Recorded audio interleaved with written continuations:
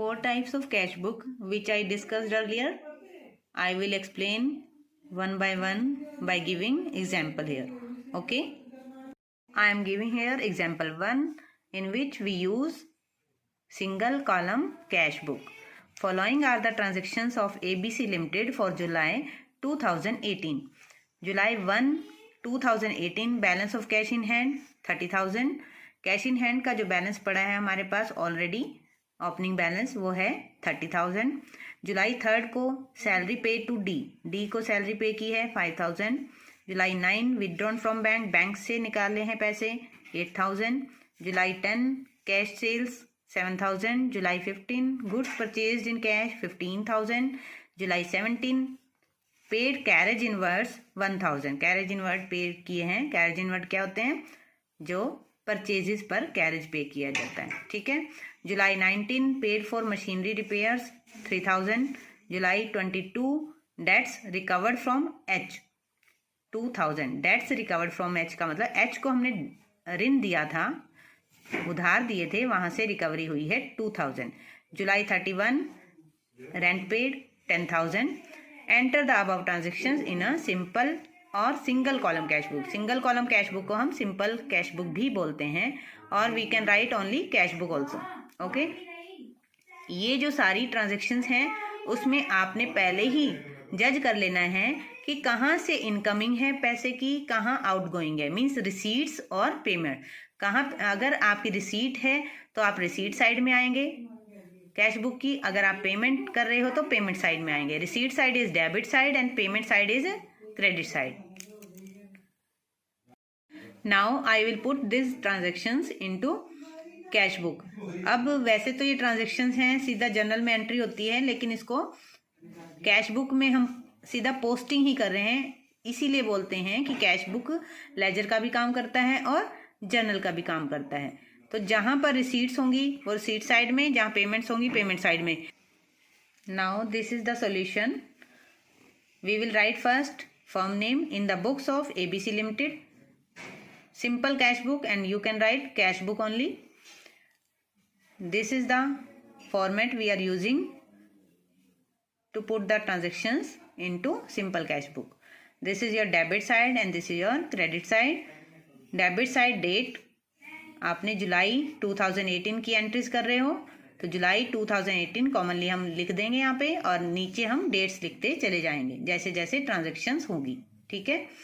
इधर भी date, particulars जो आपके ट्रांजेक्शन्स होंगे, ledger folio, amount, particulars, ledger folio, amount. First transactions थी आपकी ओपनिंग बैलेंस को हम कैरी फॉरवर्ड वहां से हुआ था, अब यहाँ पर ब्रॉड फॉरवर्ड होना है टू बैलेंस BD.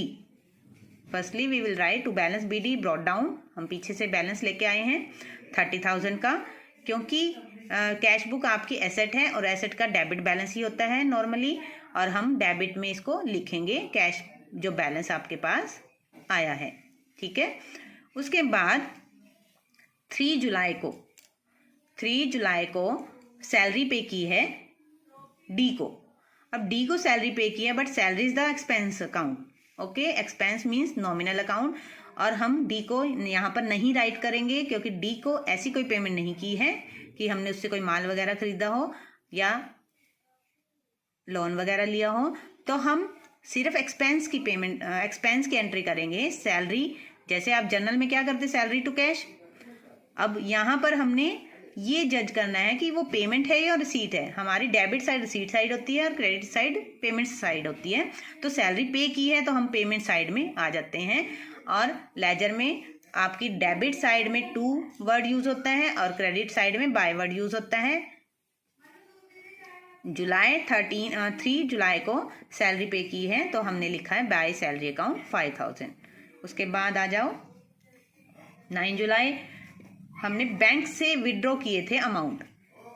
बैंक से विड्रॉ किया था मीन्स आपके बिजनेस में आ गया वो पैसा, तो ये भी रिसीट साइड है एक तरह से. बैंक से तो निकले हैं बट बिजनेस में आया है, बिजनेस के लिए विड्रॉ किया है, तो हमने एंट्री क्या की होगी, cash account debit to bank account.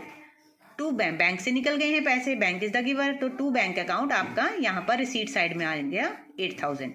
उसके बाद 10 जुलाई को सेल्स की है, सेल्स करने से अमाउंट आता है, रिसीट्स होती हैं पैसे की, तो हमने रिसीट साइड में ही लिखना है टू सेल्स अकाउंट 7,000। 15 जुलाई को परचेजेस की थी, तो परचेज करने से पेमेंट होती है, पेमेंट साइड हमारी क्रेडिट साइड है, तो हमने लिखना है बाय परचेजेस अकाउंट। उसके बाद कैरेज पे किया था, expenses are paid will be return this side payment side by carriage account 1,000। Machinery की रिपेयर की गई थी, मशीनरी की रिपेयर के एक्सपेंस हुए 3,000 बाय रिपेयर अकाउंट। उसके बाद 22 को एच से डेट्स रिकवर हुए थे, मीन्स हमने उसको लोन दिया हुआ था, उससे रिकवरी हुई थी 2,000 की, तो cash account debit to H account. वैसे हमें एच अकाउंट यहाँ पर नहीं लिखना चाहिए, तो हमें only to H is sufficient 2,000, ठीक है। 31 जुलाई को बाय रेंट अकाउंट रेंट पे किया गया था, रेंट अकाउंट 1,000। उसके बाद कोई ट्रांजैक्शन नहीं थी, तो हमने डेबिट और क्रेडिट साइड का टोटल करके देखा, और डेबिट साइड का टोटल आया आपका 47,000, और क्रेडिट साइड का जो भी टोटल आया है उसको हम 47,000 पर लेके आएंगे, क्योंकि बैलेंस हमने मिलाना होता है। तो बैलेंस जो भी आता है 22,000 का बैलेंस आपके पास आपके हाथ में है, इस टाइम कैश इन है। तो हमने मंथली कैश बुक नॉर्मली तैयार होती है, जुलाई से शुरू हुई थी, 31 जुलाई को इसका एंड हुआ है, तो हमने by balance CD carry down, मतलब इसको अगले मंथ में ब्रॉड डाउन करेंगे, यहाँ पर कैरी डाउन लिखेंगे, तो हमारा बैलेंसिंग फिगर आपकी ये होगी 22,000। You can write with in bracket balancing figure B/F, okay. और हमारा दोनों साइड का डबल एंट्री सिस्टम के अकॉर्डिंगली बैलेंस जो है टोटल सेम कर देते हैं 47,000। एंड इस फॉर्मेट को पूरा करने के लिए हम इस बैलेंस को ब्रॉड फॉरवर्ड करके भी दिखाएंगे। जुलाई के बाद अगस्त 2018 1 डेट पर टू बैलेंस BD 22,000 हम यहाँ पर लिख देंगे, और हमारा ये सिंगल कॉलम कैश बुक जो है कंप्लीट हो जाती है। One more thing guys, I have not put commas in rupees, but you have to put, okay, means आपको अमाउंट में कॉमास जरूर डालने हैं, so that we can understand well what amount is written here actually, means 1,000, lakh with commas we can understand it well. And in next part double column cash book will be explained.